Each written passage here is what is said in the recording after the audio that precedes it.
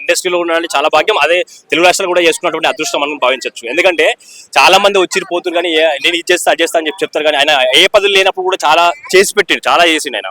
ఎందుకు అంటే కౌలు రైతుల గురించి ప్రతి ఒక్కరు ఎవరైతే చనిపోయారో వాళ్ళందరి గురించి కూడా రైతు ఆత్మ చేసుకుంటే కూడా వాళ్ళ ప్రతి ఒక్కరికి కూడా ₹1,00,000 ఇచ్చిండు.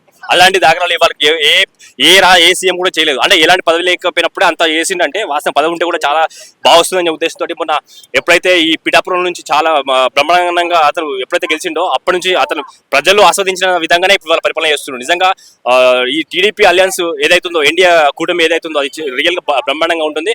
వాస్తవంగా ఆంధ్రప్రదేశ్ రాష్ట్రాన్ని చూసుకుంటే ఇవాళ చాలా 28 రాష్ట్రాలు నేర్చుకోవాల్సిన పరిస్థితి ఉంది. ఇవాళ పవన్ కళ్యాణ్ గురించి అంటే నాడే జోక్, ఆయన ఇండస్ట్రీలో ఎంత మంచిగా ఉన్నాడో, ఇప్పుడు ఫస్ట్ పేజ్ లో ఉన్నాడో, డిప్యూటీ సీఎం లో కూడా నెంబర్ 1 ప్లేస్ లో ఉన్నాడు అని చెప్పేసి చాలా గర్వంగా చెప్పొచ్చు. ఒక తెలుగువాడిగా చాలా సూపర్ అనిపించింది. ఎందుకంటే రేషన్ బియ్యాన్ని మొన్న పట్టివేసి నిజంగా అది వాస్తవంగా ఏంటంటే కస్టమ్స్ వాళ్ళకి అథారిటీ లేదని చెప్పారు. ఎందుకంటే కోర్టు ఏదైతే తీర్పిస్తుందో దాన్ని మాత్రం మేము ఆస్వాదిస్తాం, వాళ్ళ దగ్గర నుంచి మీరు చేసుకోవాలని చెప్పారు. నిజంగా చాలా గ్రేట్ఫుల్. అక్కడ పక్కన ఉన్నటువంటి రెవెన్యూ మన ఏది పక్కన మంత్రి ఉన్నటువంటి మంత్రి ఎవరు ఉన్నారు, మన తెనాలి ఎమ్మెల్యే అయినటువంటి పక్కన మన ఎమ్మెల్యే గారు, ఆయన సన్నిహితుడు, ఆయన పక్కన ఉన్నప్పుడు కూడా ఈయన ఏం చెప్పారంటే రెస్పాన్స్ అయ్యారు. నిజంగా చెప్పాలంటే ఒక డిప్యూటీ సీఎం హోదాలో ఉండి కూడా తప్పు చేస్తే ఎవరైనా పర్లేదు, అది అధికార పార్టీ అయినా పర్లేదు, ప్రతిపక్ష పార్టీ అయినా పర్లేదు, నేను క్షమించాలని చెప్పేసి ఎప్పుడైతే అన్నారో నిజంగా చాలా గ్రేట్ఫుల్ థింగ్స్ అది నిజంగా. కూటమి ప్రభుత్వంలో ఇప్పుడు చంద్రబాబు అండ్ పవన్ కళ్యాణ్ కాంబినేషన్ ఎలా ఉంది? చాలా బాగుందని చెప్పాలి 100%. ఎందుకంటే చాలా మంది చాలా విమర్శ చేస్తారు, కానీ నేను చెప్పేది ఏంటంటే నేను మాత్రం పవన్ కళ్యాణ్ ఫ్యాన్ కాదు. ఇండస్ట్రీలో మాత్రం నేను మహేష్ బాబు ఫ్యాను. కాకపోతే ఆయన పరిపాలన చూసి లేకపోతే ఆయన యొక్క పాలన చూసినటువంటి ప్రతి ఒక్కరు కూడా ఆయనకు ఖచ్చితంగా సమర్థించాల్సిన పరిపాలన ఉంటుంది. ఎందుకంటే నెక్స్ట్ కూడా 100% మళ్ళీ వీళ్ళ అలయన్స్ లోనే వస్తుంది మళ్ళీ ప్రభుత్వం. మళ్ళీ వైఎస్ జగన్ కూడా రాలేడు. ఎందుకంటే ఇవరకు అతను చేసింది కూడా ఏం లేదు, శూన్యం అయిపోయింది. ఇప్పుడు గతంలో ఇక్కడ కేసీఆర్ ఎలా చేశాడో అక్కడ జగన్ కూడా అలా చేశాడు. ఎందుకంటే ఈయన చేసింది ఏం లేదు, ఆయన చేసింది ఏం లేదు. ఇక్కడ రేవంత్ రెడ్డి గారు ఎలా ఉన్నారో మళ్ళీ అక్కడ టీడీపీ అలయన్స్ కూడా అక్కడ బాగుంది ప్రభుత్వం. అట్లా చేయదు. ఒకళ్ళు దూకుడుతో ముందుకెళ్తుంటే ఒకళ్ళు ఆలోచనలతో వాటిని అమలు చేస్తున్నారు కదా. అవును. ఎలా అనిపిస్తుంది ఇది? ఎందుకు అంటే నిజంగా చంద్రబాబు నాయుడు గారి గురించి మాట్లాడాలంటే నేను ఆయన అనుభవానికి తగ్గ అయితే కాదు. ఎందుకంటే ఆయన సమర్థవంతమైన పాలన చేస్తాడు. దానికి ఆ నిదర్శనమే మన హైదరాబాద్ నగరం. ఎందుకంటే ఇవాళ చాలా మంది ఐటీ వాళ్ళు ఇలా బ్రతుకుతున్నారంటే దానికి నిదర్శనం మాత్రం మన చంద్రబాబు నాయుడు గారే. సో అలాంటి వ్యక్తి గురించి నేను మాట్లాడేంత అది లేదు. కానీ నాకు తెలిసినంత వరకు నేను ఒక యువకుని చెప్పేది ఏంటంటే, చంద్రబాబు నాయుడు గారు ఇలా పెట్టిన భిక్ష వల్ల చాలా మంది ఐటీ వాళ్ళు ఇక్కడ హైటెక్ సిటీలో చాలా మంది జాబ్ చేస్తున్నారు. సో ఆయన ఎప్పుడైతే జైల్లో వేసారో ఈ కేసీఆర్ మన ఎవరు జగన్ గారు అయితే ఎప్పుడైతే దళ వేసారో చాలా విమర్శలు వచ్చినాయి.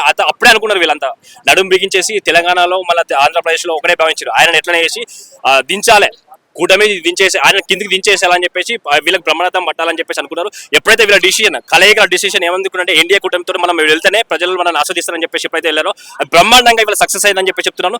ఇవాళ మొన్న జనసేన 21 సీట్లు గెలవడం చాలా గ్రేట్. అది 2 ఎంపీలు గెలవడం చాలా గ్రేట్. అది ఎందుకంటే ఇంతవరకు 100% గెలిచిన వాళ్ళ సూచనలు లేవు. వీళ్ళు అసలు ఒక ప్రాంతీయ పార్టీకి ఇవాళ బ్రహ్మాండంగా ప్రపంచ వ్యాప్తంగా ఇవాళ వాళ్ళకు అన్ని మనాలు పొందుతుందంటే నిజంగా ఆ పవన్ కళ్యాణ్ గారు వాళ్ళిద్దరు కలిసి తీసుకున్నటువంటి అలియన్స్ కూటమి నిజంగా చాలా గ్రేట్. అది థాంక్యూ. హాయ్ అండి. హాయ్.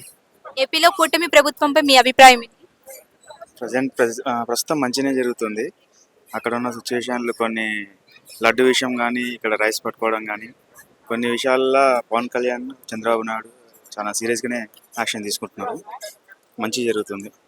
అసలు ఇలాంటి ప్రభుత్వ పాలన అంటే పవన్ కళ్యాణ్ గారు ఇంత ఫైర్ అవుతారని ఎప్పుడైనా అనుకున్నారా మీరు? అంటే రాజకీయాల్లోకి వస్తారు ఏదో ఉంటది అనుకున్నారు, కానీ ఏదో ఒక సినిమాలో ఒక సీన్ క్రియేట్ చేసినట్టు ఇంత హైప్ వస్తుంది ఒక లడ్డు విషయం కానివ్వండి, లేదంటే సోషల్ మీడియా పోస్టుల గురించి కానీ, ఇప్పుడు రీసెంట్ గా జరిగినటువంటి సీజ్ ద షిప్ మేటర్ అంటే బియ్యం అక్రమ రవాణా మీద కానీ ఇలాంటి హైలైట్లు అవుతాయి అనుకున్నారా?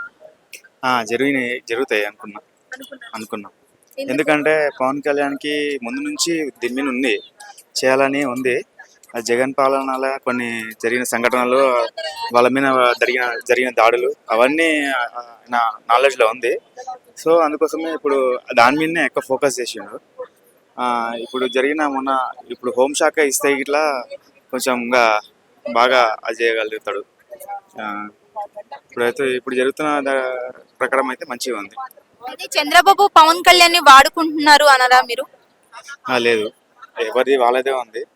కాకపోతే ఈ కూటమి వల్ల గవర్నమెంట్ ఫామ్ అయిందని నేను అనుకుంటున్నాను. ఒకరి వల్ల ఒకరొకరు అయితే ఫామ్ కాకుంటుండే గవర్నమెంట్. ఇద్దరు ఉండడం వల్లనే గవర్నమెంట్ ఫామ్ అయిందని నేను అనుకుంటున్నాను. చీలిపోతుంది లేదంటే.